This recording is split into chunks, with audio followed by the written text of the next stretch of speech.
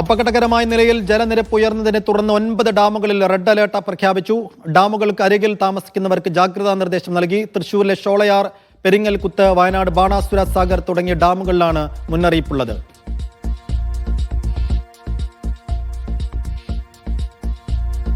സംസ്ഥാനത്ത് പലയിടങ്ങളിലും കനത്ത മഴ തുടരുകയാണ്. ഡാമിന്റെ വൃഷ്ടിപ്രദേശങ്ങളിലും ശക്തമായ മഴ തുടരുന്നു.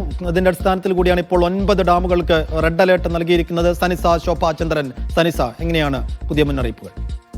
സൈഫുദ്ദീൻ, അപകടകരമായ നിലയിൽ ജലനിരപ്പ് ഉയർന്നതിനെ തുടർന്ന് സംസ്ഥാനത്തെ 9 ഡാമുകളിൽ റെഡ് അലർട്ട് പ്രഖ്യാപിച്ചിരിക്കുകയാണ്. ഡാമുകൾക്കരികിൽ താമസിക്കുന്നവർക്ക് ജാഗ്രതാ നിർദ്ദേശം നൽകിയിട്ടുണ്ട്. പത്തനംതിട്ടയിലെ കക്കി, മൂഴിയാർ ഡാമുകളിൽ റെഡ് അലർട്ടാണ്. ഇടുക്കിയിലെ മാട്ടുപ്പെട്ടി, കല്ലാർകുട്ടി, ഇരട്ടയാർ, ലോവർ പെരിയാർ ഡാമുകളിലും റെഡ് അലർട്ട് തുടരുന്ന ഒരു സാഹചര്യമാണ്.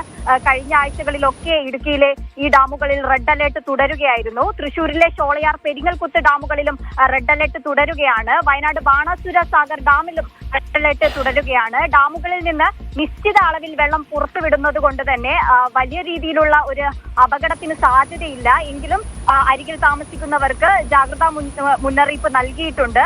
സംസ്ഥാനത്ത് ഇന്നും ഒറ്റപ്പെട്ട അതിതീവ്ര മഴ തുടരുന്ന ഒരു സാഹചര്യമാണ്. അതുകൊണ്ട് നദികൾക്കരികിലും ഡാമുകൾക്കരികിലുമുള്ളവർ അതീവ ജാഗ്രത പാലിക്കണമെന്ന മുന്നറിയിപ്പാണ് സൈഫുദ്ദീൻ ലഭിക്കുന്നത്. ശരി സനിസ.